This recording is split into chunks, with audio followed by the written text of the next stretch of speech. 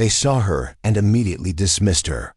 Staff Sergeant Alice Chun stepped off the transport helicopter at Fort Braxton, her boots barely making a sound on the concrete landing pad. At 5 feet 2 inches and weighing maybe 115 pounds soaking wet, she looked more like someone who'd gotten lost on their way to a college campus than a soldier reporting for an elite counter-terrorism training exercise. Before we jump back in, tell us where you're tuning in from, and if this story touches you, make sure you're subscribed because tomorrow I've saved something extra special for you. The other soldiers barely glanced in her direction as they hauled their gear toward the barracks. When they did notice her, their expressions ranged from confusion to barely concealed amusement. Her standard issue uniform hung loose despite being the smallest size available, and her helmet looked comically oversized on her slight frame. But what none of them noticed was the way Alice's eyes swept the terrain with methodical precision. How she automatically calculated wind patterns by watching the flag on the administration building. How her fingers unconsciously traced the outline of something small and metallic, hidden deep in her left cargo pocket. A habit she'd developed over years of missions in places that didn't officially exist on any military maps. The briefing was scheduled for 800 hours at the Tactical Operations Center. Alice found herself assigned to Bravo Company, a mixed unit of Marines, Army Rangers, and Special Forces operators who'd been pulled together for a joint training exercise designed to test coordination between different branches and specialties. As she made her way across the base, Alice could hear the whispered comments trailing behind her. The kind of observations soldiers make when they think they're being subtle, but military bases have a way of carrying sound farther than people expect. What's headquarters thinking, sending us a kid? She can't be more than 19. Probably fresh out of basic. Hope they don't expect her to carry her own pack on the field exercises.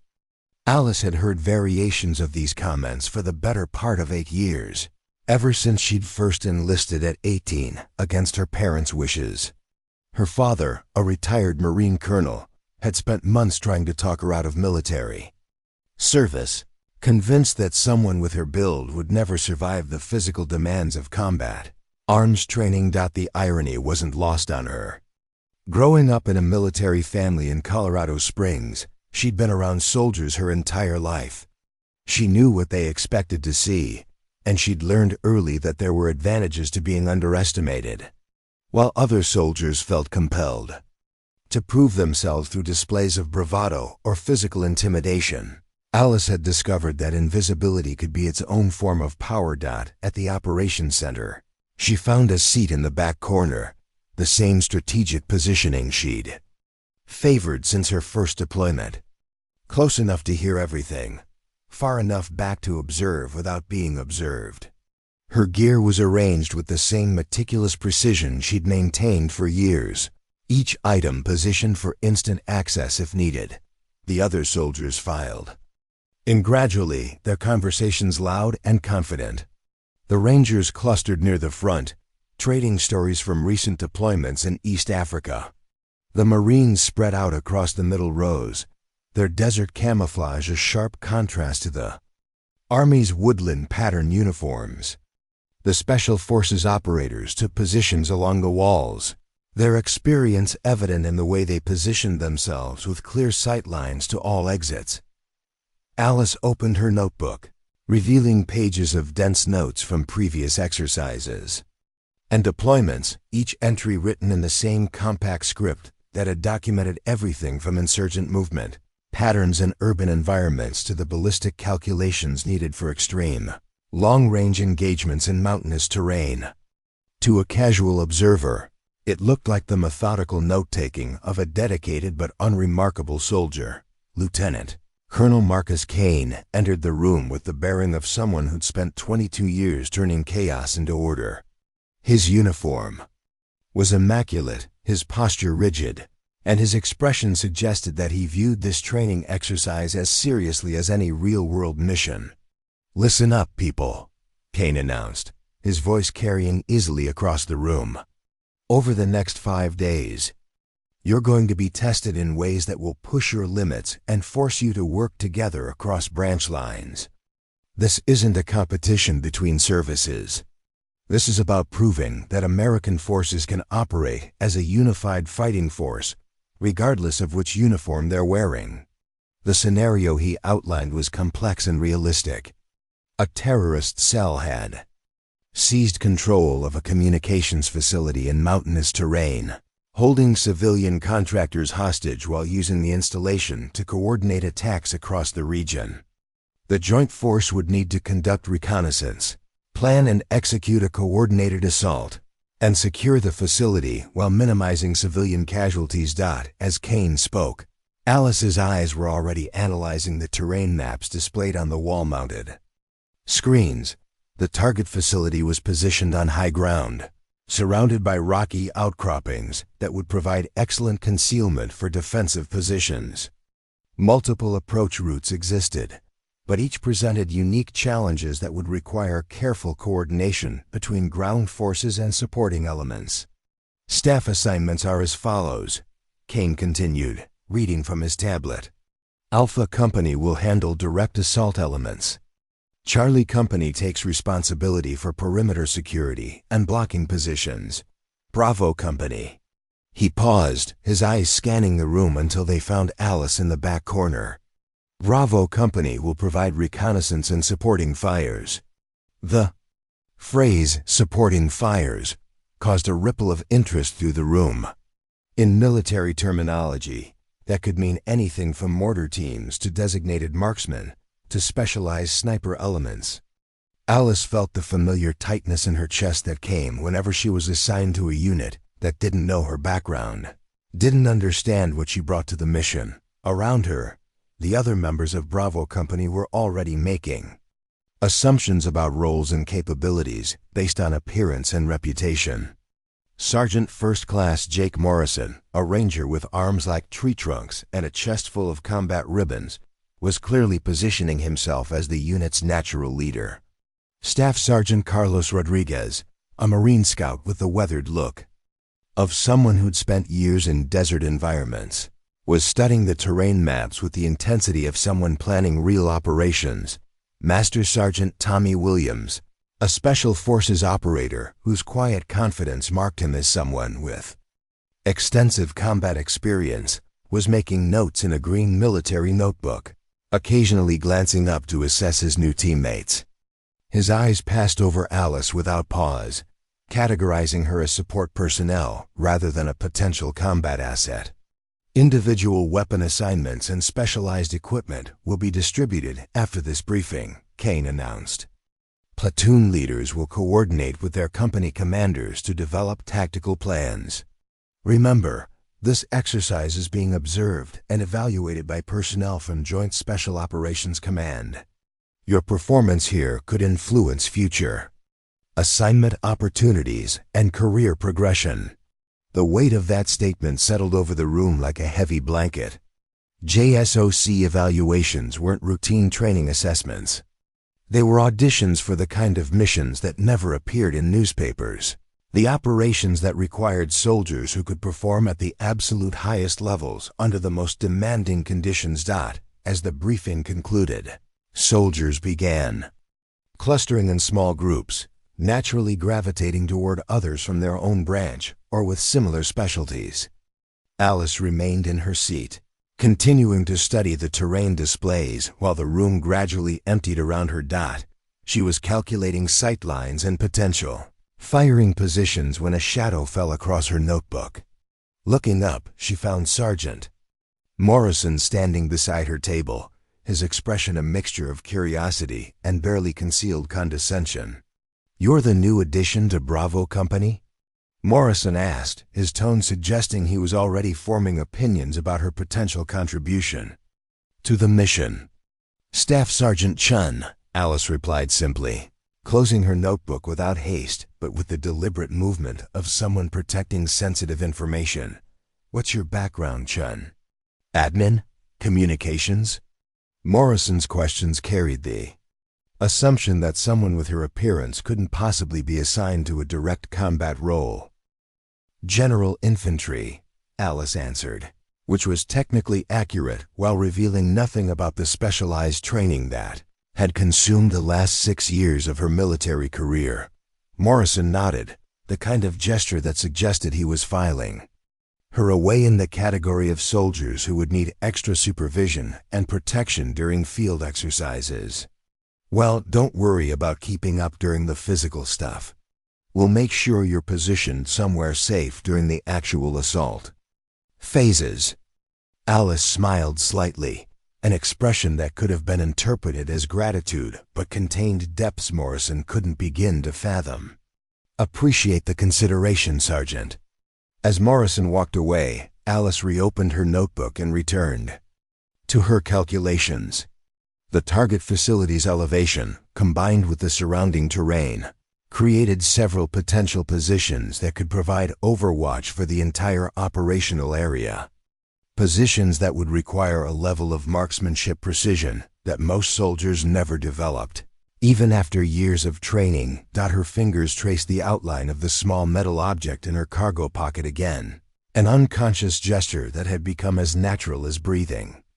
The object was roughly the size of a quarter, made of bronze and steel, and marked with symbols that would be instantly recognizable to anyone who'd earned the right to wear them.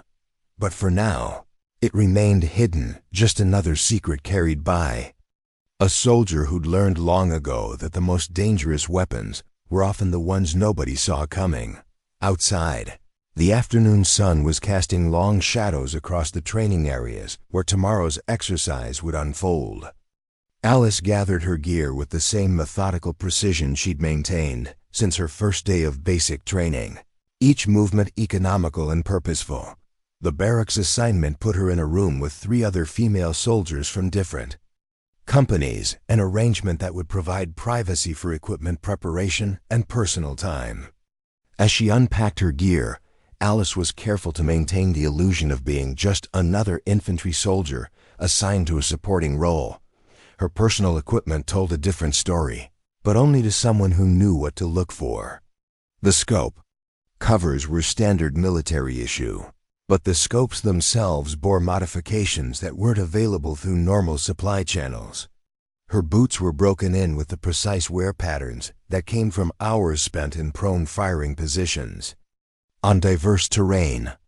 The notebook she'd been writing in contained ballistic tables and environmental calculations that went far beyond what any ordinary soldier would need to know. That evening, as the base settled into its routine rhythm, Alice walked the perimeter of the training area alone, her steps silent on the packed earth. To anyone watching, she appeared to be taking a casual evening stroll, perhaps working off nervous energy before tomorrow's exercise. Preparing and narrating this story took us a lot of time, so if you are enjoying it, subscribe to our channel. It means a lot to us. Now back to the story. In reality, she was conducting reconnaissance with the thoroughness of someone who'd learned that the difference between success and failure often lay in details that others overlooked. She noted wind patterns, identified potential concealment positions, and calculated ranges to key terrain features with the automatic precision of someone who'd made such assessments under conditions where miscalculations could cost lives. As she walked, Alice reflected on the familiar pattern that had defined her military career. The initial dismissal based on appearance. The assignment to roles that others assumed matched her perceived limitations. The gradual realization among her colleagues that there was more to her than met the eye, usually occurring at moments when understanding came too late to change initial impressions. Tomorrow's exercise would follow the same pattern, she was certain. The other soldiers would position her in what they considered safe, supporting roles while they handled the demanding work of direct combat operations. They would discover their mistake eventually, but by then the exercise would be over and evaluations would be complete, unless something went wrong. Unless the carefully planned operation encountered the kind of complications that required capabilities the planning staff hadn't anticipated. Unless someone needed skills that existed in the unit but were hidden in plain sight, dismissed as irrelevant by people who'd never learned to look past surface appearances. Alice completed her reconnaissance loop and returned to the barracks, where her roommates were engaged in the typical evening activities of soldiers preparing for field exercises. Equipment cleaning, uniform preparation, and the kind of nervous conversation that helped ease pre-mission tension. She settled into her assigned bunk and opened her notebook one final time, reviewing the terrain features and potential scenarios she'd identified during her evening walk. The target facility presented challenges that would require more than standard infantry tactics to overcome successfully. But those challenges would also create opportunities for a soldier with the right training and equipment to make a decisive difference in the mission outcome. Opportunities that would remain invisible until the moment they became critical to success or failure. Alice closed the notebook and prepared for sleep, her hand unconsciously checking the outline of the hidden pin one more time before settling into the light, alert rest of someone accustomed to sleeping in hostile environments. Tomorrow would bring its own challenges and revelations, following patterns she'd experienced countless times before. The only question was whether her new teammates would recognize what they had before or after they needed it most. The morning formation at 0530 hours revealed just how out of place Alice appeared among Bravo Company's assembled soldiers. Standing in the pre-dawn darkness, she looked like a child who had wandered into an adult gathering.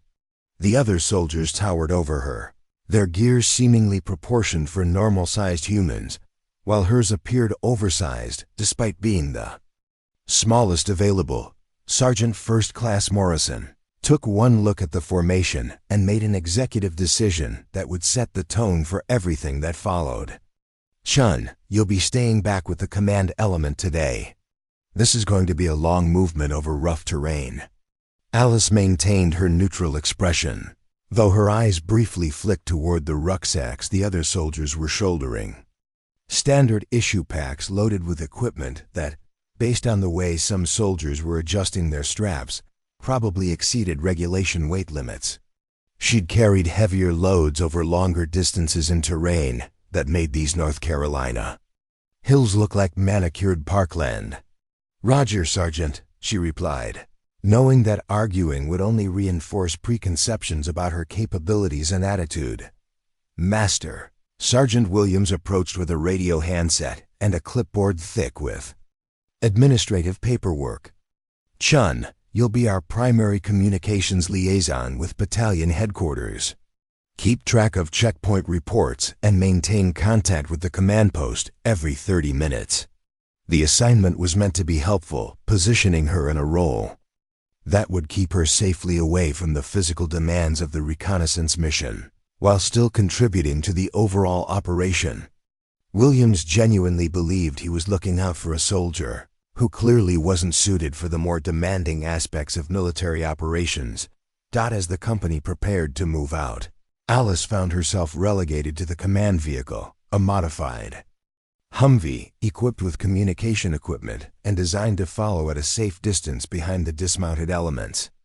The vehicle crew consisted of Lieutenant Sarah Martinez, a recent West Point graduate on her first field assignment, and Specialist Marcus Thompson, a communications technician who'd been assigned to the unit after failing to meet the physical standards for infantry training. Lieutenant Martinez was reviewing her tactical map when Alice climbed into the passenger seat. The young officer glanced up with the kind of smile that suggested she was relieved to have another female soldier in what was otherwise an overwhelmingly male environment. "I have to admit, I'm glad they assigned someone else to stay back with the command element," Martinez said as she traced potential routes on her map. "Sometimes I feel like they only put me here because they think I can't handle the physical stuff." Alice nodded diplomatically while privately noting that Martinez had indeed been assigned to command duties, specifically because senior leaders weren't confident in her ability to lead soldiers through demanding field operations. The lieutenant was competent with administrative tasks and had excelled in classroom environments, but she lacked the hard-earned experience that came from years of combat deployments. Specialist Thompson was adjusting radio frequencies when he glanced back at Alice with undisguised curiosity. "What's your specialty, Staff Sergeant?" "I figured you might be military intelligence or maybe logistics." "Infantry," Alice replied simply, which prompted Thompson to exchange a meaningful look with Lieutenant Martinez. The kind of look that suggested they were both wondering what personnel office had made the mistake of assigning someone obviously unsuited for infantry operations to a unit, conducting aggressive field training. As the dismounted elements moved out across the training area, Alice monitored their progress through radio reports and map tracking. The company was conducting a movement-to-contact exercise, attempting to locate and identify simulated enemy positions while maintaining security and communication with higher headquarters. From the command vehicle, she could hear the strain in the radio transmissions as soldiers struggled with the challenging terrain. North Carolina's hill country wasn't particularly extreme by military standards, but it was demanding enough to test physical conditioning and teamwork among units that hadn't worked together before. "Bravo 2, this is Bravo 6, came Morrison's voice over the radio, slightly breathless from exertion. "We're approximately 15 minutes behind schedule due to terrain difficulties. Request permission to modify route to easier ground." Lieutenant Martinez looked toward Alice as if seeking confirmation, though Alice's official role was limited to monitoring communications rather than making tactical decisions. "Approved, Bravo 2. Modify route as necessary to maintain timeline." The fee modified route would add distance to the movement, but would allow the soldiers to avoid some of the steeper terrain features that were slowing their progress. It was a reasonable decision based on the assumption that maintaining schedule was more important than taking the most direct path to the objective. What the decision revealed, however, was that the unit was already struggling with basic movement operations before encountering any enemy contact or additional complications. Alice made notes in her tactical log, documenting observations that might become relevant during later phases of the exercise. 30 minutes later, the radio crackled with another transmission from the forward elements. "Command, this is Bravo 3. We've got eyes on the objective area, but we're going to need additional time to establish observation posts. The terrain is more complex than anticipated." Staff Sergeant Rodriguez's voice carried the tension of someone dealing with unexpected challenges. The reconnaissance mission that had been planned as a routine 4-hour evolution was stretching longer as soldiers discovered that theoretical map analysis differed significantly from ground truth. Alice studied her own map, noting the elevation changes and terrain features that would affect observation capabilities from various positions. The target facility was positioned on high ground, but the surrounding ridgelines created dead spaces. That would require careful positioning to maintain visual contact. She keyed her radio handset. "Bravo 3, Bravo 6, what's your assessment of observation capabilities from current positions?" Rodriguez's response came after a longer pause than usual. "We're getting partial visibility, but there are significant dead spaces. We might need to move observation posts to different positions." The admission revealed what Alice had suspected from her map analysis the previous evening. The initial reconnaissance plan had been developed by personnel who understood theoretical principles but lacked the practical experience to anticipate how terrain would actually affect observation and fields of fire. Lieutenant Martinez frowned at her map. "Should we recommend they establish additional observation posts?" Alice considered the question carefully. The obvious solution would be to position observation elements on multiple ridgelines to eliminate dead spaces, but that would require splitting the reconnaissance force and potentially exposing smaller elements to greater risk if they encountered opposition. "Might be worth asking what their ammunition and equipment status is," Alice suggested diplomatically. Additional observation posts could stretch resources thin. The suggestion prompted Martinez to request a logistics update from the forward elements, revealing another layer of complications that hadn't been adequately planned for. Several soldiers were already running low on water, despite the relatively short duration of the movement, and equipment malfunctions were beginning to affect communication capabilities. Master Sergeant Williams's voice came over the radio with the measured tone of someone managing multiple problems simultaneously. "Command, be advised that we're experiencing equipment issues with some radio sets. Primary communication will be through Bravo 2 from this point forward." Equipment failures during training exercises weren't unusual, but they highlighted the challenges of coordinating complex operations with units that hadn't developed effective working relationships. Alice noted that Williams was adapting to circumstances professionally, but the cumulative effect of minor problems was beginning to impact mission effectiveness. As the morning progressed, Alice monitored radio traffic while maintaining her assigned communication schedule with battalion headquarters. The reports she transmitted painted a picture of a unit that was competent but struggling with the integration challenges that the exercise was designed to address. What she didn't include in her official reports were her private observations about tactical decisions and positioning that could be improved with different approaches to the reconnaissance mission. Her role was to monitor and relay information, not to provide tactical advice that hadn't been requested. During a brief lull in radio traffic, Specialist Thompson turned from his communication equipment with a question that reflected the curiosity she'd been seeing all morning. "Staff Sergeant, how long have you been in the infantry?" 8 years, Alice replied, which prompted Thompson to reassess his assumptions about her experience level.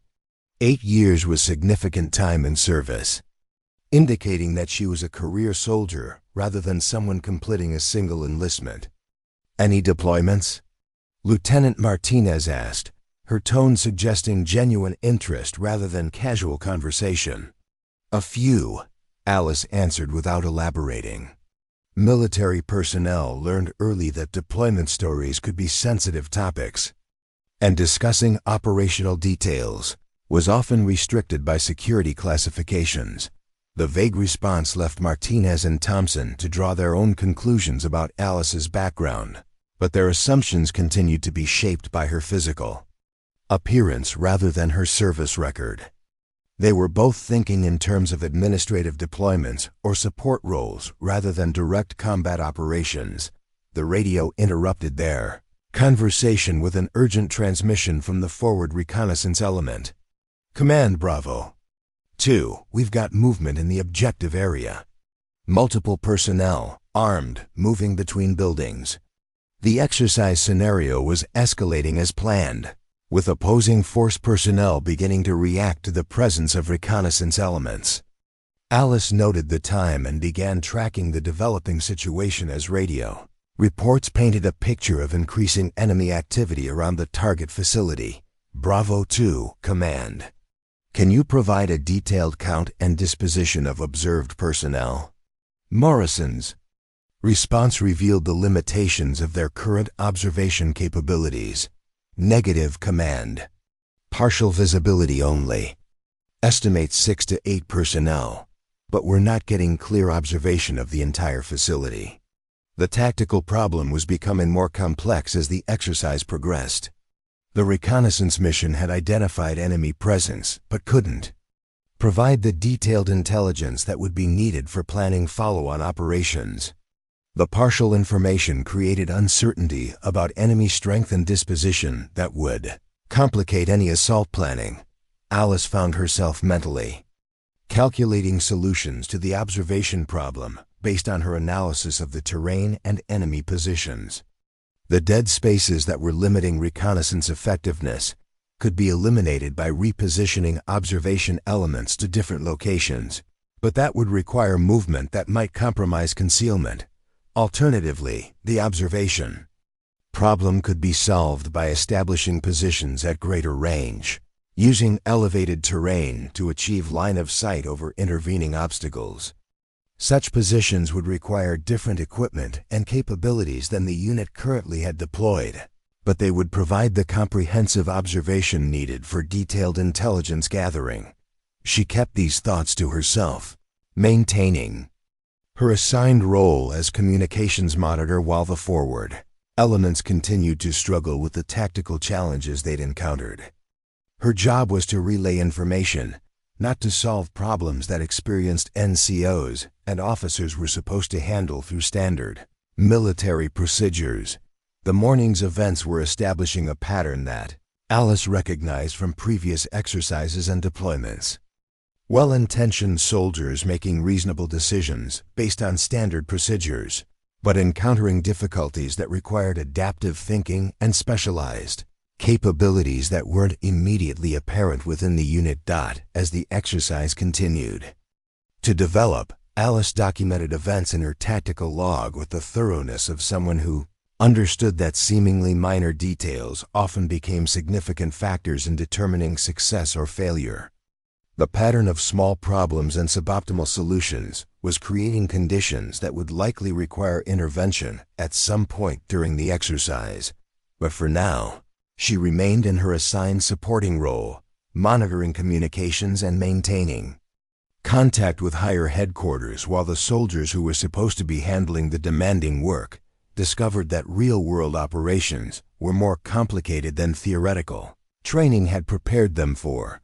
The morning sun was climbing higher, and the radio reports indicated that the tactical situation was becoming increasingly complex as the exercise scenario continued to unfold according to its planned timeline. By noon, the tactical situation had evolved into something far more complex than the morning's reconnaissance mission. The opposing force had detected the presence of friendly elements and was actively maneuvering to counter the surveillance efforts. Alice monitored the radio traffic with growing concern as reports indicated that the enemy was demonstrating capabilities that exceeded the exercise planner's original assumptions. Command Bravo 2. Enemy personnel are establishing defensive positions along the northern approach route. They appear to have heavy weapons capabilities. Morrison's transmission carried a tension that suggested the exercise was taking an unexpected turn. The scenario had called for a relatively static enemy force occupying the communications facility, but the opposing force was displaying tactical sophistication that indicated experienced military personnel rather than role-playing civilians. Alice studied her terrain map while listening to the developing situation reports. The northern approach route was the most obvious avenue for ground assault, but it also channeled attacking forces through terrain that would favor defenders with prepared positions and supporting weapons. She raised her hand slightly to get Lieutenant Martinez's attention. "Ma'am, based on the enemy positioning reports, it might be worth considering alternative approach routes for the assault phase." Martinez looked up from her radio log with the expression of someone trying to process multiple streams of information simultaneously. "What do you mean, Staff Sergeant?" Alice pointed to her map, indicating terrain features that weren't visible from the current observation positions. "The southern ridge offers concealed approach routes that would avoid the defensive positions they're establishing. But we'd need better reconnaissance of that area to confirm feasibility." The suggestion was tactically sound, but Martinez hesitated before responding. As the communications officer, Alice's role was supposed to be limited to monitoring and relaying information, not providing tactical recommendations that should come from experienced infantry leaders in the field. "I'll pass that observation along to the company leadership," Martinez said diplomatically, which Alice understood to mean that the suggestion would be noted, but not necessarily acted upon. 30 minutes later, the radio crackled with an urgent transmission from Master Sergeant Williams. "Command, we need immediate support for ammunition resupply. Current expenditure rate is exceeding planned consumption." The request revealed another dimension of the exercise that wasn't developing according to expectations. Williams was indicating that the opposing force was engaging friendly elements more aggressively than anticipated, forcing higher ammunition consumption than had been budgeted for the training scenario. Alice keyed her radio handset. Bravo 6, can you provide details on contact frequency and enemy engagement patterns? That information might help with resupply planning. Williams's response came after a pause that suggested he was dealing with immediate tactical concerns. Multiple brief contacts, enemy breaking contact before decisive engagement. They're using hit-and-run tactics to wear down our ammunition supplies. The enemy tactical approach was sophisticated and problematic. Rather than defending static positions, they were conducting a mobile defense designed to degrade friendly capabilities over time. It was the kind of strategy that required adaptive countermeasures rather than standard assault tactics. Alice found herself mentally calculating solutions to the tactical problems that were developing. The enemy's mobile defense could be countered by establishing overwatch positions that could engage enemy elements during their movement phases, but that would require positioning friendly forces at ranges and locations that exceeded current reconnaissance capabilities. She decided to voice her analysis despite the limitations of her assigned role. Ma'am, if the enemy is using mobile tactics, we might want to recommend establishing long-range observation posts that can track their movement patterns. Lieutenant Martinez looked towards Specialist Thompson as if seeking confirmation of Alice's suggestion. Thompson shrugged, indicating that communications personnel weren't typically expected to provide tactical analysis. I'm not sure that's our place to recommend, Staff Sergeant, Martinez replied carefully. The field commanders have more experience with these types of tactical situations. The response was reasonable but revealed the hierarchical thinking that often limited effective problem-solving in military organizations. Alice's physical appearance and assigned role had established expectations about her capabilities and appropriate sphere of influence, making her tactical insights less credible than they would have been coming from more obvious sources. 20 minutes later, Staff Sergeant Rodriguez's voice came over the radio with barely controlled frustration. Command, we're having difficulty maintaining observation on enemy positions. They're using concealment and terrain masking more effectively than expected. The admission confirmed Alice's earlier assessment that the reconnaissance positions were inadequate for the tactical situation that was developing. Rodriguez was acknowledging that his experienced Marine scout teams were being outmaneuvered by an opposing force that understood how to exploit terrain advantages. Alice raised her hand again. Ma'am, if they're losing visual contact, they might consider repositioning to higher elevation points. The ridge system offers several positions that would provide better observation angles. This time, Martinez looked more carefully at Alice's map analysis before responding. The suggested positions were marked with elevation data and sight lines that indicated careful study of the terrain features. How do you know about those positions, Staff Sergeant? Alice realized she'd revealed more tactical knowledge than her communications role would normally encompass. I studied the maps last night, ma'am. Just trying to understand the operational area. The explanation was accurate, but incomplete. Alice's map analysis had been conducted with the precision of someone trained to identify optimal firing positions and observation points. But she couldn't explain that without revealing capabilities that contradicted her assigned role and apparent limitations. Martinez keyed her radio to pass along the suggestion. Bravo 3, Command. Have you considered repositioning observation elements to higher elevation points for improved sight lines? Rodriguez's response indicated he was dealing with immediate tactical pressures.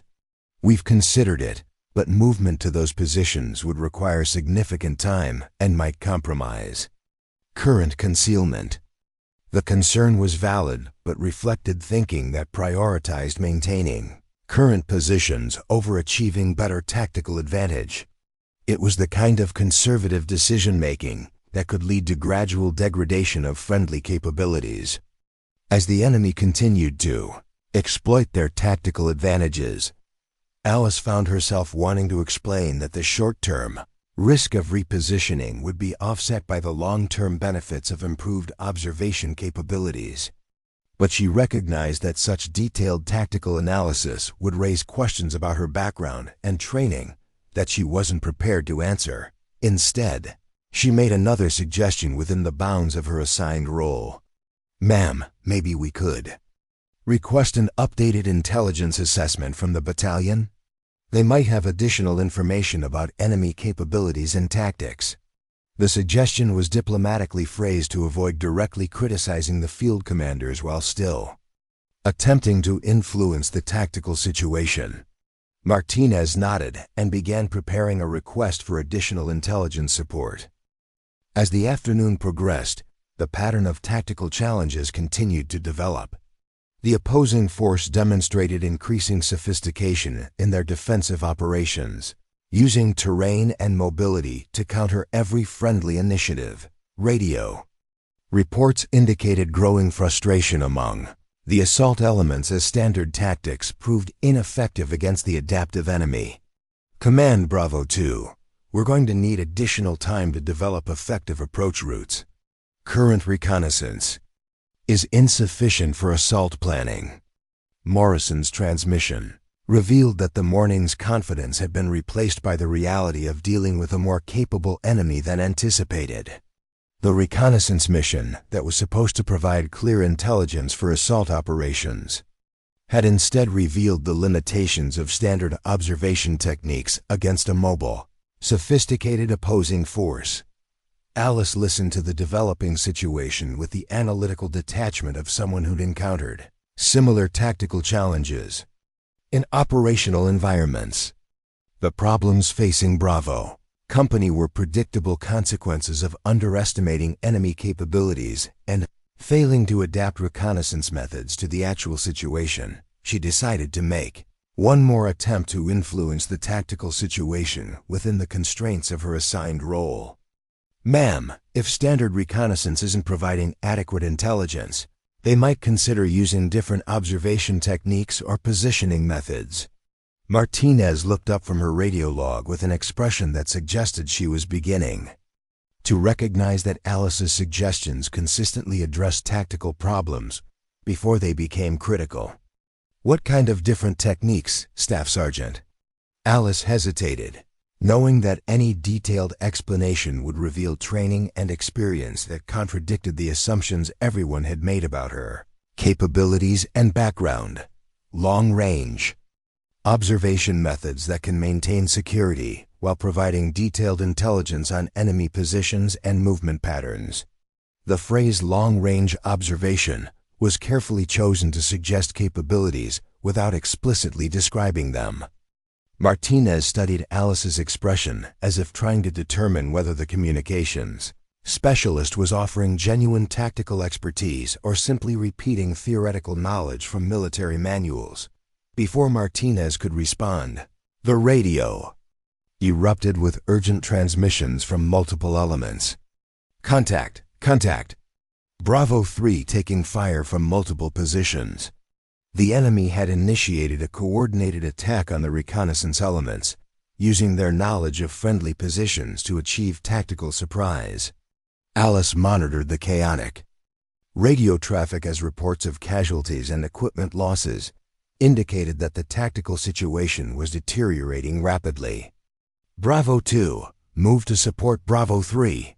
Enemy forces are conducting coordinated assaults on observation positions." Morrison's voice carried the strain of someone dealing with a tactical emergency that exceeded the scope of the training exercise. The opposing force had transitioned from defensive operations to aggressive assault, catching the friendly elements in exposed positions without adequate supporting fires. Alice found herself gripping her radio handset as she listened to the reports of soldiers in immediate danger. Her tactical analysis had predicted this possibility, but her warnings had been dismissed as outside her area of responsibility. Now friendly personnel were paying the price for tactical decisions that had prioritized convenience over effectiveness. "Command, we need immediate extraction support for casualties. Multiple personnel down, equipment compromised." The exercise had taken a serious turn as medical personnel responded to training injuries that occurred when soldiers were forced to take cover in difficult terrain while carrying heavy equipment. What had begun as a routine training evolution was becoming a complex rescue operation. Lieutenant Martinez was coordinating with higher headquarters to arrange medical support when she turned to Alice with an expression of desperate concern. "Staff Sergeant, you seem to understand this tactical situation better than I do. What would you recommend?"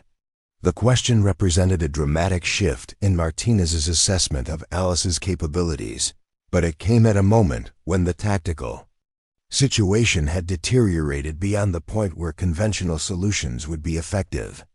Alice realized that any response would reveal knowledge and experience that contradicted everything her colleagues believed about her background and limitations. She looked at the tactical map, displaying the positions of friendly forces in contact with a sophisticated enemy, then at the radio handset that connected her to soldiers who were fighting for their lives in terrain she'd analyzed but couldn't influence. The weight of the hidden pin in her cargo pocket seemed to increase as she calculated the distance to enemy positions and the capabilities that would be required to change the tactical balance. For the first time since arriving at Fort Braxton, Alice found herself at the point where maintaining her cover might cost lives, while revealing her true capabilities might save them. The decision she made in the next few seconds would determine whether the exercise continued to deteriorate or whether someone finally recognized what resources were actually available within Bravo Company. The tactical situation collapsed with devastating speed. Within minutes of the initial contact, Bravo Company's carefully planned reconnaissance operation had devolved into a chaotic fighting withdrawal as the opposing force demonstrated capabilities that exceeded every assumption in the original exercise. Plan: Bravo 3 is combat ineffective. Repeat: Bravo 3 is combat ineffective. Rodriguez's voice crackled over the radio with the strained intensity of someone coordinating a tactical disaster. Multiple casualties, equipment destroyed. Unable to maintain positions. Alice watched Lieutenant Martinez's face drain of color as the reports continued streaming in. The young officer had never experienced anything approaching this level of tactical emergency, even in training environments. Her hands shook slightly as she attempted to coordinate responses to multiple, simultaneous crises. Master Sergeant Williams's transmission painted an even grimmer picture. Command: Bravo 2 is pinned down by accurate long-range fire. Enemy has established overwatch positions that are dominating our movement routes. We cannot advance or withdraw without taking additional casualties. The opposing force had executed a textbook reversal, using their initial defensive posture to gather intelligence on friendly positions before transitioning to coordinated offensive operations. They had identified Bravo Company's tactical weaknesses and were systematically exploiting them with the precision of experienced combat veterans. Specialist Thompson was frantically adjusting radio frequencies as communication systems began failing. Under the stress of the tactical emergency, "Staff Sergeant, I'm losing contact with multiple elements. The enemy appears to be jamming our primary frequencies." Electronic warfare capabilities added another dimension to the crisis that hadn't been anticipated in the exercise planning. The opposing force wasn't just demonstrating superior tactics. They were employing technical capabilities that suggested this was more than a routine training scenario. Alice found herself torn between her assigned role and the tactical knowledge that could potentially stabilize the deteriorating situation. Every instinct developed over years of combat operations was screaming that the friendly forces were making fundamental errors that would cost lives in a real-world environment. The radio erupted with another urgent transmission from Sergeant Morrison. "Command, we need immediate fire support. Enemy positions are engaging us with precision fire from ranges exceeding our response capabilities." The admission revealed the core problem facing Bravo Company. The opposing force had established firing positions at ranges that exceeded the effective capabilities of standard infantry weapons, creating a tactical advantage that couldn't be overcome through maneuver or conventional suppressive fire. "Lieutenant." Martinez turned to Alice with desperation evident in her voice. "Staff Sergeant, what would you do in this situation? I'm out of options here." Alice hesitated, knowing that any detailed response would reveal expertise that contradicted her assigned role and physical appearance. But the radio traffic indicated that soldiers were in genuine danger, and training exercises could result in real injuries when tactical situations deteriorated rapidly. "Ma'am, the enemy has achieved range and elevation advantages that our current positions can't counter," Alice said carefully. "We need to either withdraw to defensible positions or establish our own long-range capabilities to neutralize their overwatch."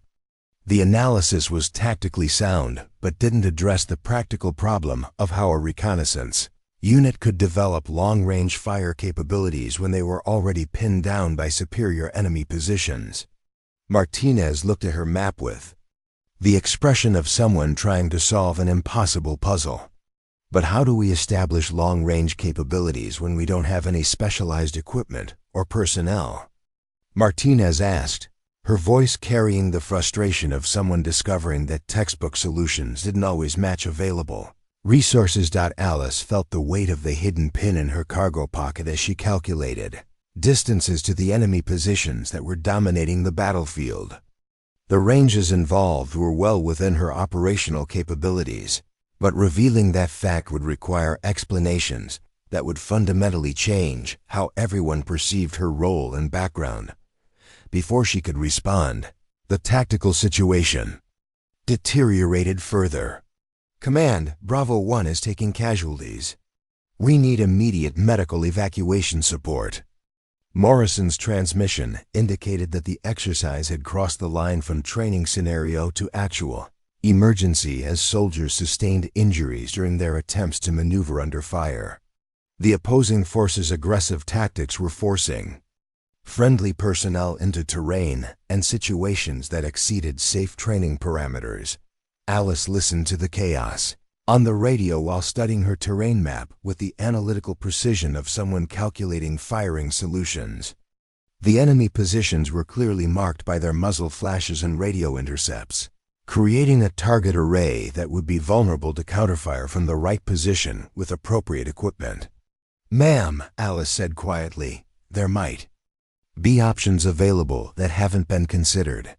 Martinez looked up from her radio coordination with an expression of desperate hope. "What kind of options, Staff Sergeant?" Alice realized she was at the critical decision point that would determine whether she maintained her cover while soldiers potentially died, or revealed capabilities that would save lives but end her ability to operate under conventional assumptions. About her limitations, the radio provided the answer as Rodriguez's voice came through with barely controlled panic. "Command, we've got a soldier down with serious injuries. This is not a drill. We need immediate medical evacuation." Training exercises weren't supposed to result in serious injuries, but the aggressive enemy tactics had forced friendly personnel into situations where equipment failures and terrain hazards created genuine dangers.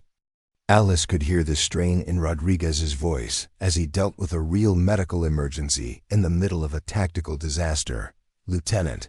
Martinez was coordinating medical evacuation procedures when the enemy demonstrated their most sophisticated capability yet.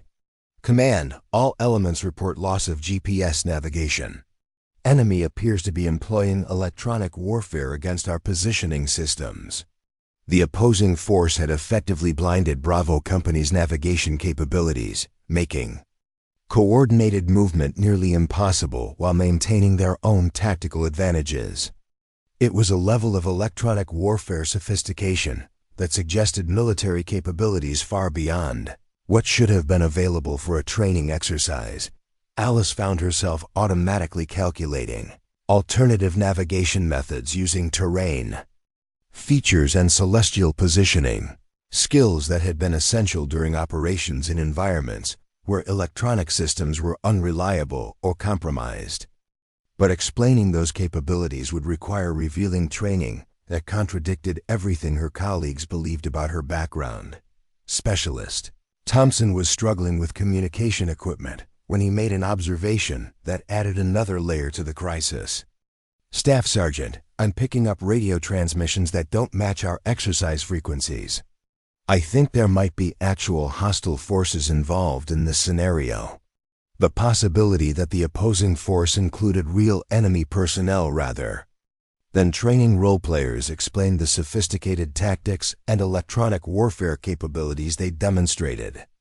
If foreign military personnel were conducting intelligence-gathering operations under the cover of a training exercise, it would represent a security breach with national implications. Alice felt her operational instincts fully engage as she processed the implications of Thompson's observation. Real enemy forces would explain the tactical sophistication and technical capabilities that had overwhelmed Bravo Company's conventional responses. It would also mean that American soldiers were in genuine danger from foreign military personnel operating on United States territory. Ma'am, Alice said with carefully controlled urgency, if we're dealing with actual hostile forces, this situation requires immediate escalation to higher headquarters and activation of real-world security protocols. Martinez looked between Alice and Thompson with growing alarm as she realized that the training exercise might have been compromised by foreign intelligence operations. How do we confirm whether we're dealing with real threats or just very realistic training opponents? The question revealed the fundamental challenge facing the command element. Military exercises were designed to be realistic, making it difficult to distinguish between sophisticated training scenarios and actual security threats. But the electronic warfare capabilities and tactical sophistication demonstrated by the opposing force suggested capabilities beyond what should have been available for routine training. Alice studied the radio intercept data that Thompson had collected, noting frequency patterns and transmission characteristics that matched intelligence reports on foreign military communication systems. The evidence suggested that at least some of the opposing force personnel were using equipment and procedures associated with hostile foreign militaries. Ma'am, based on the electronic signatures and tactical patterns, I believe we need to treat this as a potential real-world security incident, Alice said. Knowing that such an assessment would require explaining how a communications specialist could conduct sophisticated signal analysis and threat assessment before Martinez could respond, the tactical situation reached a critical point as Morrison's voice came over the radio with desperate urgency. Command, we are surrounded and taking fire from multiple directions. Enemy forces are conducting coordinated assault with capabilities exceeding training parameters. Request immediate support with all available assets. The admission that enemy capabilities exceeded training parameters confirmed Alice's assessment that the exercise had been compromised by hostile forces. Bravo Company was facing a real tactical emergency that threatened the lives of American soldiers on United States territory. Alice looked at Lieutenant Martinez, who was clearly overwhelmed by the implications of commanding a unit facing actual enemy forces rather than training opponents. The young officer's theoretical knowledge hadn't prepared her for making life-and-death decisions under conditions where standard procedures were inadequate. Ma'am, Alice said with quiet intensity, if you authorize me to take action, I can neutralize the enemy overwatch positions that are pinning down our forces. The offer revealed capabilities that contradicted everything Martinez believed about Alice's background and limitations, but the tactical situation had deteriorated beyond the point where conventional solutions were viable. American soldiers were in immediate danger from foreign forces, and available options were limited to resources actually present on the battlefield. Martinez stared at Alice with the growing realization that the quiet communications specialist might possess capabilities that could change the tactical balance. What kind of action are you talking about, Staff Sergeant? Alice's hand moved unconsciously toward the hidden pin in her cargo pocket, as she calculated ranges and wind conditions for engaging the enemy positions that were dominating the battlefield. The decision she made in the next few seconds would determine whether American soldiers died on United States territory or whether someone finally recognized what resources were actually available within Bravo Company. The radio crackled with another desperate transmission as the tactical crisis reached its peak. "Command, we have multiple soldiers down and enemy forces closing on our positions. We need immediate support or we're going to lose people." Alice looked at Martinez with the calm intensity of someone who'd faced similar decisions in operational environments where hesitation meant death. "Ma'am, I need authorization to engage enemy positions with specialized capabilities that aren't listed in my official assignment." The moment of truth had arrived, where maintaining operational security collided with the immediate necessity of saving American lives. Alice's hidden capabilities represented the only viable option for neutralizing the enemy advantages that were about to result in American casualties on United States soil. The command vehicle's radio erupted with overlapping emergency transmissions when the sound of heavy rotor blades cut through the chaos. Alice looked up to see a black UH-60 Blackhawk approaching from the north, flying with the aggressive precision of a crew conducting real-world operations rather than training exercises. Lieutenant Martinez was still processing Alice's request for authorization when the helicopter touched down 50 meters from their position. The aircraft bore no visible unit markings, and its crew moved with the professional efficiency of special operations personnel rather than routine transport soldiers. A tall figure emerged from the aircraft's cabin, moving with the measured stride of someone accustomed to taking command of crisis situations. Colonel James Mitchell stepped toward the command vehicle wearing desert camouflage that suggested recent deployment to operational theaters, his uniform bearing insignia that indicated special operations background. Alice felt her stomach tighten as she recognized Mitchell's approach. She'd worked with special operations commanders before, and their sudden appearance during training exercises usually meant that classified intelligence had identified threats requiring immediate intervention. "Lieutenant Martinez?" Mitchell's voice carried the calm authority of someone who'd spent years managing complex military operations. "I'm Colonel Mitchell, Joint Special Operations Command. I need to speak with your senior personnel immediately." Martinez scrambled out of the command vehicle, her earlier composure completely shattered by the arrival of a senior officer, whose presence suggested that the tactical situation had implications far beyond a failed training exercise. "Sir, I'm the senior officer present for the command element. Staff Sergeant Chun is our communications specialist, and Specialist Thompson handles technical equipment." Mitchell's eyes swept across the small group before settling on Alice with an expression that suggested recognition rather than introduction. "Staff Sergeant Chun, I need to speak with you privately." The request surprised Martinez, who clearly expected that any high-level military consultation would focus on the commissioned officer rather than an enlisted communications specialist. Alice followed Mitchell away from the command vehicle, her mind racing through potential explanations for his presence and apparent familiarity with her identity. When they were out of earshot from the others, Mitchell's professional demeanor shifted slightly to reveal underlying tension. "Alice, we've been monitoring the exercise through classified channels. The opposing force includes foreign intelligence operatives conducting reconnaissance on United States military capabilities." The confirmation of her earlier assessment hit Alice like a physical blow. Foreign intelligence services had infiltrated a routine training exercise, using the cover of realistic opposing forces to gather intelligence on American military tactics and technology while placing United States personnel at genuine risk. "How extensive is the infiltration, sir?" Alice asked, her voice carrying the professional calm she'd maintained during years of classified operations. Mitchell glanced toward the radio. Antenna where emergency transmissions continued to report. Casualties and tactical failures. Intelligence suggests at least 6 foreign operatives embedded with the training opposition force.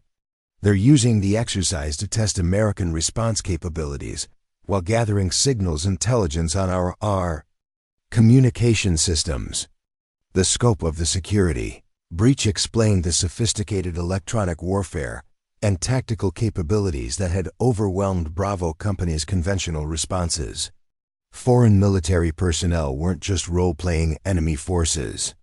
They were conducting active intelligence-gathering operations against United States military assets. Sir, our forward elements are in immediate danger. The enemy has established overwatch positions that are systematically targeting our personnel with precision fire, Alice reported, knowing that Mitchell would understand the tactical implications better than Lieutenant Martinez had been able to process. Mitchell nodded grimly. That's why I'm here. We need to neutralize those positions immediately, but we can't escalate to conventional military response without confirming the identity and nationality of the operatives involved. The political and diplomatic implications of foreign intelligence operatives conducting hostile actions on United States territory required careful handling to avoid international incidents while protecting American personnel. Military response. Options were limited by the need to gather evidence rather than simply eliminate threats. What are my operational parameters, sir? Alice asked, understanding that Mitchell's presence meant she was being activated for a classified mission rather than continuing her role as a communications specialist. Mitchell reached into his cargo pocket and withdrew a secure communication device, handing it to Alice with the matter-of-fact efficiency of someone accustomed to deploying specialized assets under time-sensitive conditions. Your cover assignment is terminated as of this moment. I'm authorizing you to take whatever action is necessary to neutralize the enemy, overwatch positions, and protect United States personnel. Rules of engagement are defensive, but you have authorization for precision engagement of hostile forces threatening American lives. The formal authorization represented a complete shift in Alice's operational status from support personnel to active special operations asset. Mitchell was revealing her true assignment and capabilities to address a crisis that exceeded the scope of conventional military responses. Alice felt the familiar mental transition that came with shifting from cover identity to operational readiness. Years of training and deployment experience engaged automatically as she began calculating equipment requirements and tactical options for neutralizing enemy positions at extended range. Sir, I'll need access to specialized equipment that isn't part of my current assignment, she said, knowing that her standard infantry gear wouldn't be adequate for the precision engagement mission Mitchell was authorizing. Mitchell gestured toward the Blackhawk, where crew members were unloading equipment cases with the efficiency of a team that had conducted similar deployments countless times. Your operational kit is aboard the aircraft. Full authorization for specialized engagement systems and supporting equipment. The revelation that her specialized sniper equipment had been pre-positioned for this mission suggested that intelligence agencies had been monitoring the exercise for potential security threats. Alice's assignment to Bravo Company hadn't been routine personnel management. It had been a classified deployment to provide protection against exactly the kind of threat they were now facing. As they walked toward the helicopter, Mitchell continued his briefing with the concise efficiency of someone accustomed to deploying special operations personnel under crisis conditions. Intelligence indicates the enemy positions are approximately 800 to 1,200 meters from friendly forces, positioned on elevated terrain that provides commanding fields of fire. The ranges confirmed Alice's earlier tactical assessment and fell well within her operational capabilities. Her specialized training and equipment were specifically designed for precision engagement at extended ranges under challenging environmental conditions. Threat assessment indicates at least 3 primary overwatch positions, with supporting personnel providing security and communication capabilities. Mitchell continued. Your mission is to neutralize the overwatch threat and provide covering fire for friendly force extraction from their current positions. Alice nodded, her mind automatically processing the tactical requirements and equipment. Considerations for a multiple target engagement mission. The operational parameters were clear, but success would depend on factors including terrain analysis, environmental conditions, and the tactical sophistication of the enemy personnel. They reached the helicopter where Alice's equipment cases were arranged with the precision of a team that understood the critical importance of specialized gear for sniper operations. She opened the primary case to reveal a weapon system that represented years of technological development and millions of dollars in specialized manufacturing. The rifle was a custom-built precision instrument, designed for extreme range engagement under demanding operational conditions. Advanced optics, specialized ammunition, and integrated environmental sensors combined to create a weapon system capable of precision engagement at ranges exceeding conventional military capabilities. Lieutenant Martinez approached hesitantly, her expression reflecting confusion and growing awareness that the quiet communications specialist she'd been working with possessed capabilities that contradicted everything she'd assumed about Alice's background and assignment. Staff Sergeant Chun, I don't understand what's happening here, Martinez said, her voice carrying the strain of someone trying to process information that didn't match her previous experience or training. Mitchell turned toward Martinez with the patient expression of someone accustomed to explaining classified operations to personnel without appropriate security clearances. Lieutenant, Staff Sergeant Chun is a specialized asset assigned to provide security for this exercise. Her communications role was a cover assignment to maintain operational security. The explanation was carefully phrased to provide necessary information without revealing details that exceeded Martinez's clearance level. Alice was assembling her weapon system with the automatic efficiency of someone who'd performed the same tasks under combat conditions countless times. But she's been acting as our communications specialist all morning, Martinez protested, still struggling to reconcile Alice's apparent limitations with the sophisticated military equipment she was now handling with obvious expertise. Alice looked up from her equipment preparation with a slight smile that contained depths Martinez was only beginning to recognize. The communications assignment was real, Lieutenant, but it wasn't the only mission I was assigned to support. The admission revealed the layered nature of military operations where personnel often carried multiple assignments and capabilities that weren't apparent to colleagues operating at different clearance levels. Alice's role as communications specialist had been genuine but incomplete. Specialist Thompson approached the group with wide eyes as he observed Alice's transformation from support personnel to special operations asset. Staff Sergeant, how long have you been qualified on that equipment? Alice considered the question while making final adjustments to her weapon system's optical settings. Long enough to know that our forward elements don't have much time before the enemy positions achieve decisive tactical advantage.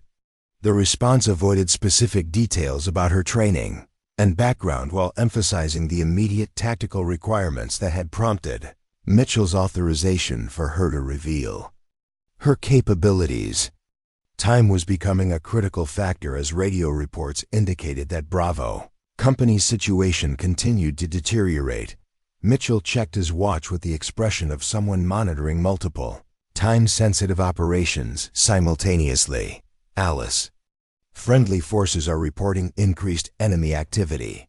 Intelligence suggests the opposing force is preparing for a coordinated assault that could result in significant American casualties. The tactical situation had evolved beyond containment, requiring immediate action to prevent foreign intelligence operatives from inflicting casualties on United States military personnel during what was supposed to be a routine training exercise.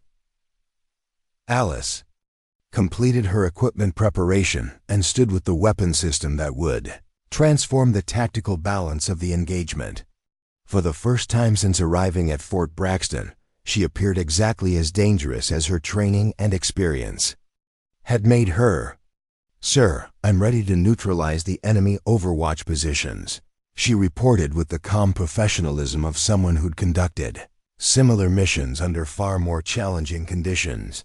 Mitchell nodded toward the elevated terrain, where enemy positions dominated the battlefield, where American soldiers were fighting for their lives against foreign operatives operating on United States territory. The moment had arrived when Alice's hidden capabilities would finally be revealed to everyone who had dismissed her based on appearance and assumptions about physical limitations. Alice moved across the terrain with a fluidity that seemed to defy the laws of physics. The woman who had appeared clumsy and oversized in standard military gear now moved with the predatory grace of someone whose body had been conditioned for this exact purpose. Every step was deliberate, silent, and calculated to minimize her signature while maximizing tactical advantage. The specialized ghillie suit she'd retrieved from her equipment case transformed her already small frame into something that seemed to merge with the North Carolina landscape. What had once been perceived as physical limitations now became operational advantages as she navigated through terrain that would challenge soldiers twice her size. Lieutenant Martinez watched through binoculars as Alice disappeared into terrain that had seemed impossible to traverse. "Colonel, how is she moving through that without being detected? The enemy has observation posts covering that entire area." Colonel Mitchell's expression carried the satisfied confidence of someone who'd deployed the right asset for a complex mission. 8 years of specialized training, Lieutenant. Staff Sergeant Chen didn't just learn to shoot accurately. She learned to become invisible. Alice's movement toward the enemy positions was a masterclass in tactical infiltration that demonstrated capabilities far beyond conventional military training. She used terrain features, shadow patterns, and natural concealment with the precision of someone who'd spent years operating in environments where detection meant death. Specialist Thompson was monitoring radio frequencies when he detected something that added another dimension to Alice's capabilities. "Sir, I'm picking up electronic interference patterns that seem to be moving with Staff Sergeant Chen's position. Is she carrying electronic warfare equipment?" Mitchell nodded with approval as he tracked Alice's progress through advanced optics. "Full-spectrum operational capability, specialist. She's not just neutralizing visual detection. She's disrupting the enemy's electronic surveillance systems as they approach her target area." The revelation that Alice possessed electronic warfare capabilities in addition to her marksmanship skills explained how she was approaching enemy positions that had been dominating the battlefield through technological superiority. Her equipment suite represented capabilities that exceeded most special operations units. 500 meters from the first enemy position, Alice transitioned to her final approach sequence. The weapon system that had appeared impossibly large for her frame now seemed perfectly balanced as she moved into firing position with movements so economical they appeared choreographed. She established her primary position behind a rock outcropping that provided concealment, while offering clear sight lines to all 3 enemy overwatch positions. The location she'd selected demonstrated tactical analysis that considered not just individual targets, but the entire enemy defensive array and their likely responses to engagement. Through her advanced optics, Alice could see the enemy personnel with clarity that revealed details invisible to conventional observation methods. The opposing force positions were manned by individuals whose equipment and tactics confirmed intelligence assessments about foreign military involvement. "Control, Archer 1 in position," Alice transmitted using call signs that indicated her operational classification rather than her cover assignment. "I have eyes on all 3 primary targets." Confirming foreign personnel with advanced equipment not consistent with training scenarios. Her report provided the final confirmation that Colonel Mitchell needed to authorize lethal engagement against foreign operatives conducting hostile actions on United States territory. The diplomatic implications were significant, but the immediate threat to American lives took precedence. Archer 1, you are authorized for immediate engagement. Neutralize all Overwatch positions that pose threats to friendly forces, Mitchell responded, formally authorizing Alice to demonstrate the capabilities that had been hidden behind her communications. Specialist cover. Alice's breathing settled into the controlled rhythm that preceded precision engagement at extreme range. Environmental calculations that she'd been processing automatically throughout her approach now translated into weapon adjustments with mechanical precision, wind speed and direction, temperature variations, humidity levels, and even the rotation of the Earth became factors in calculations that most people couldn't begin to comprehend. Alice integrated these variables with the unconscious expertise of someone who'd performed similar tasks under combat conditions where miscalculation meant friendly casualties. The first shot broke the morning silence with a sound that seemed impossibly loud yet precisely controlled. 840 meters away, the primary enemy observer position was neutralized before the occupants could transmit warning or coordinate defensive response. Alice's bolt manipulation was so smooth. It appeared to be a single continuous motion as she transitioned to her second target. The enemy personnel in the remaining positions were beginning to react to the elimination of their primary observation post, but their response protocols had been designed for conventional threats rather than precision engagement from concealed positions. The second shot followed 18 seconds after the first, eliminating the enemy position that had been directing electronic warfare operations against Bravo Company's communication systems. With their electronic capabilities neutralized, the remaining enemy personnel lost their technological advantages over the American forces they'd been dominating. Alice's transition to her third target demonstrated capabilities that exceeded even advanced military training. The remaining enemy position had identified the general direction of her fire and was attempting to maneuver for counter-engagement, but their movement patterns revealed tactical training that wasn't prepared for the precision and speed of her engagement sequence. The third shot completed the neutralization of enemy Overwatch positions that had been systematically destroying Bravo Company's tactical capabilities. In less than 2 minutes, Alice had eliminated threats that conventional military forces had been unable to counter, despite hours of attempted maneuver and engagement. Control, Archer 1, all primary targets neutralized. Friendly forces are clear to maneuver without enemy Overwatch threat. Alice transmitted with the calm professionalism of someone reporting routine task completion rather than extraordinary tactical achievement. The immediate effect on the battlefield was dramatic and unmistakable. Radio transmissions from the forward elements shifted from desperate emergency calls to organized tactical coordination as the suppressive fire that had pinned them down for hours suddenly ceased. Command Bravo 2, enemy fire has stopped. We've got clear movement routes. Morrison's voice carried disbelief and relief as his unit discovered they could maneuver without immediately drawing precision fire from enemy positions. Master, Sergeant Williams coordinated the tactical situation with renewed confidence as the balance of power shifted decisively in favor of American forces. All elements, enemy Overwatch positions have been neutralized.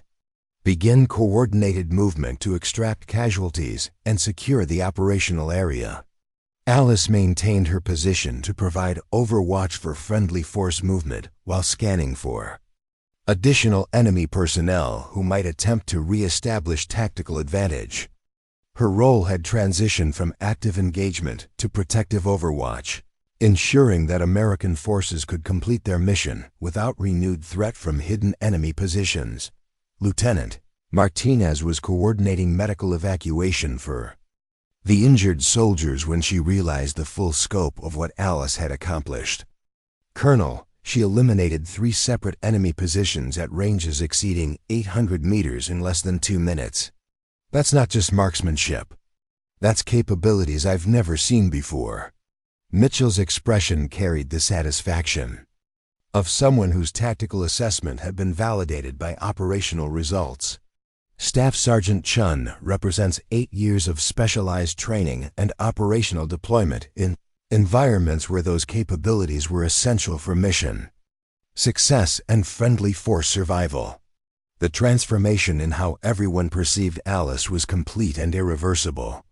The communication specialist who had appeared physically inadequate for military service had demonstrated capabilities that exceeded the combined tactical effectiveness of the entire company she'd been assigned to support. Specialist Thompson was reviewing his electronic monitoring equipment when he made an observation that added another dimension to Alice's achievement.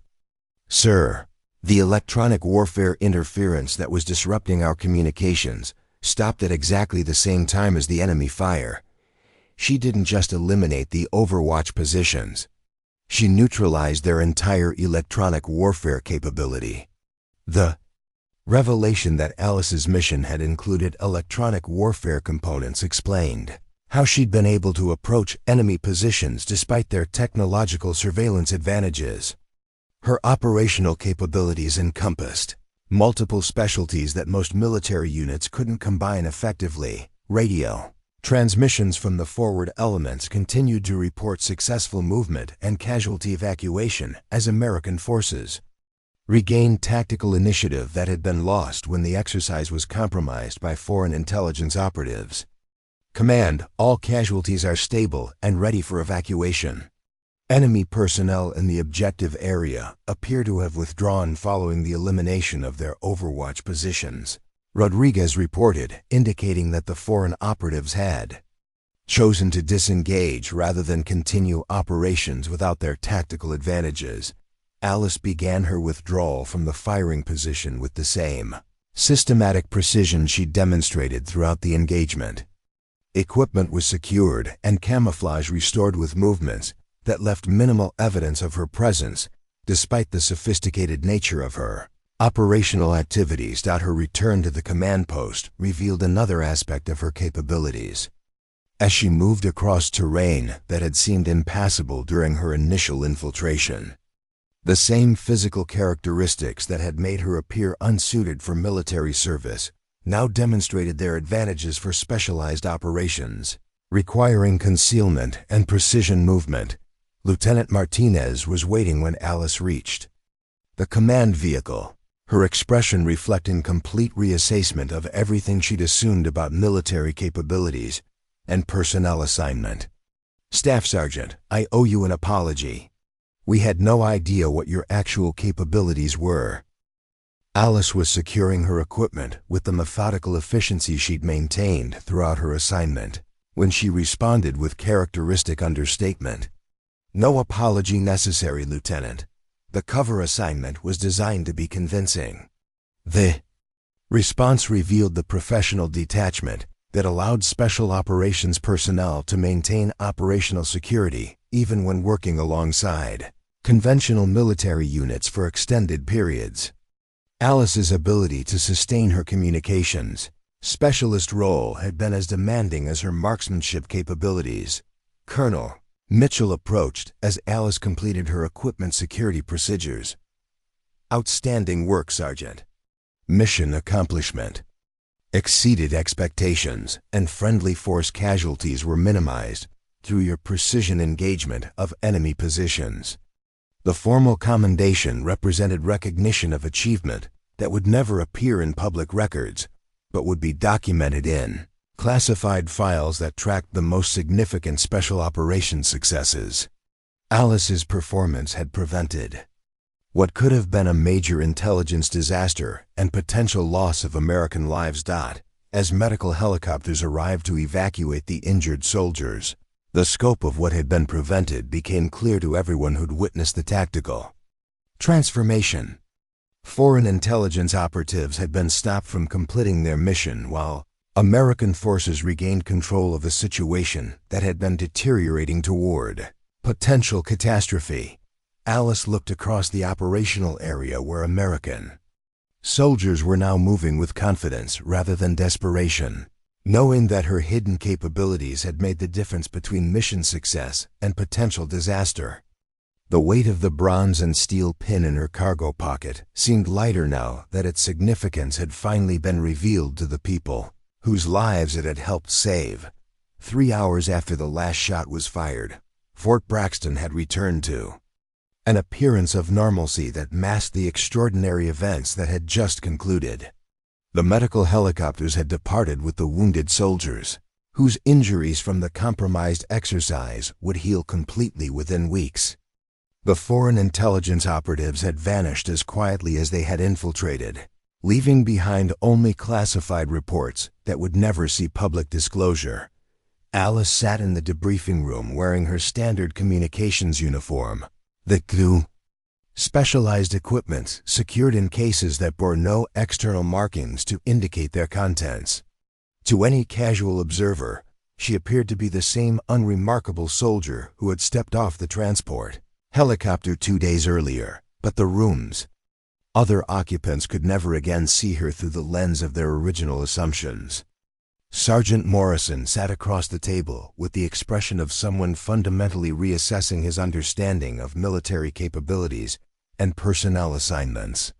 His earlier dismissive comments about her physical limitations now seemed not just wrong, but dangerously naive. Master Sergeant Williams reviewed his notes with careful attention to details he'd previously overlooked. Staff Sergeant Chen, when you made those tactical recommendations during the reconnaissance phase, you were identifying problems based on operational experience, not theoretical knowledge.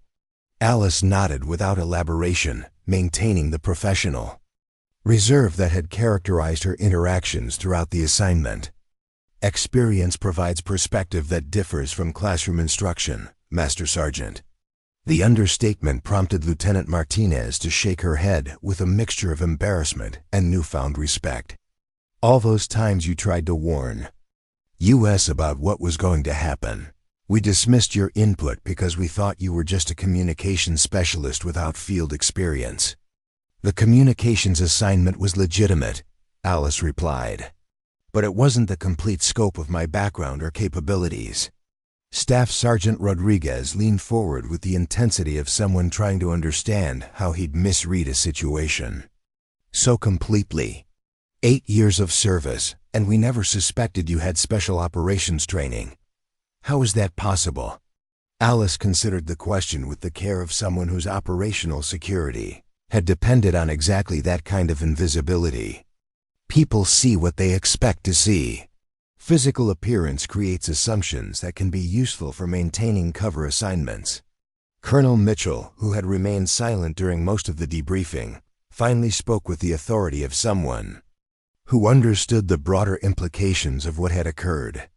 What happened here demonstrates why we don't make personnel assignments based on appearances or conventional assumptions about capabilities. He gestured toward Alice with obvious respect.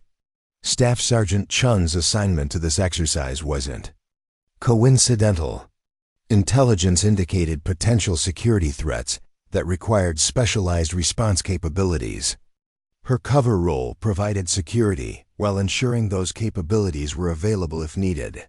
The revelation that Alice's assignment had been carefully planned rather than routine personnel management explained the seemingly contradictory combination of her apparent limitations and her actual qualifications. Military intelligence had positioned exactly the right asset to counter threats that conventional forces couldn't handle. Specialist Thompson, who had worked most closely with Alice in her communications role, was still processing the implications. Staff Sergeant, when you were analyzing the radio intercepts and electronic signatures, you were conducting intelligence analysis that goes way beyond standard communications training. Alice's slight smile contained depths that her colleagues were only beginning to recognize. Signal analysis is part of comprehensive special operations training.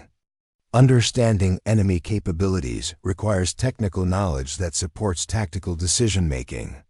The explanation revealed another layer of Alice's expertise that had been hidden behind her communications specialist role.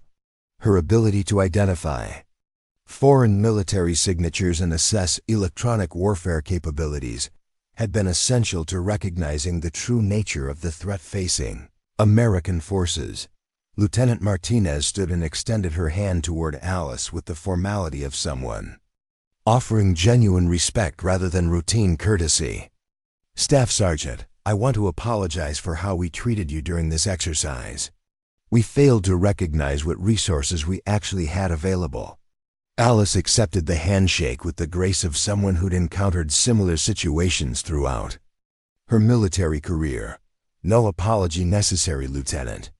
The cover assignment was designed to be convincing. If you'd recognized my background immediately, it would have indicated problems with operational security."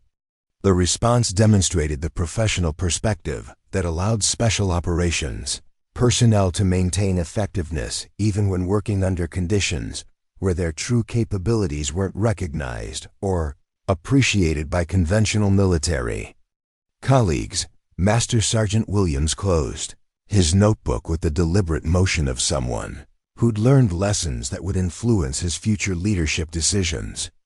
"This experience has taught me not to make assumptions about personnel capabilities based on initial impressions or physical characteristics."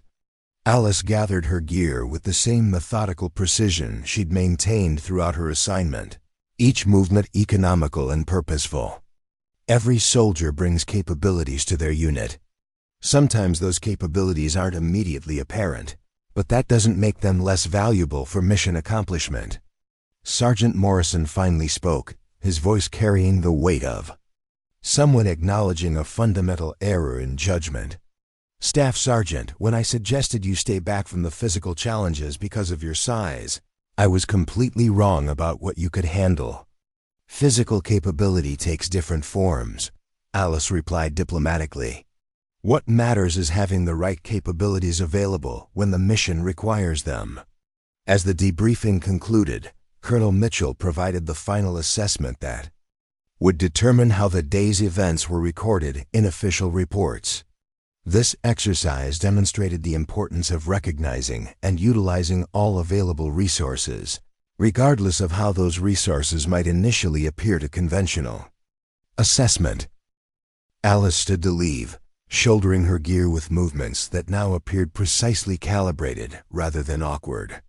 The same physical characteristics that had prompted dismissive comments about her suitability for military service were now recognized as advantages for specialized operations requiring concealment and precision. Lieutenant Martinez walked alongside Alice as they left the debriefing room. "Will you be staying at Fort Braxton for additional exercises?"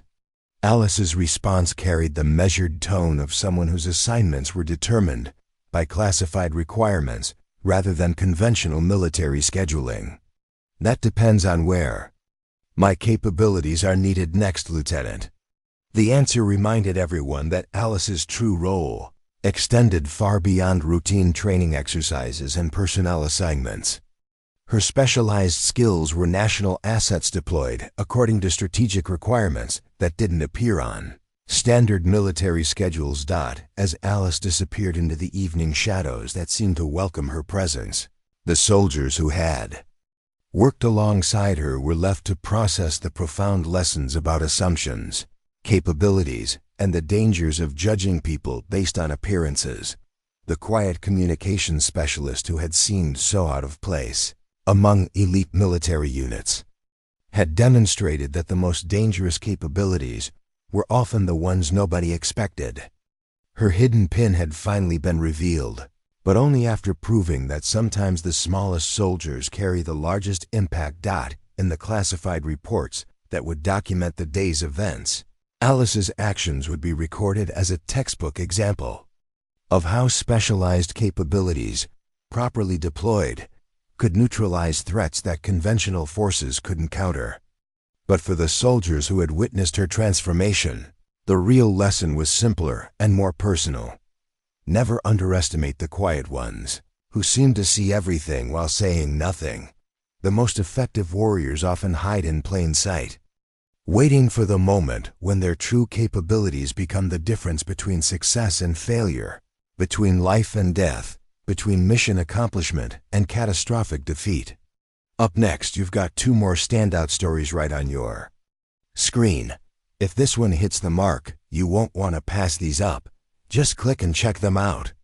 And don't forget to subscribe and turn on the notification bell so you don't miss any upload from us.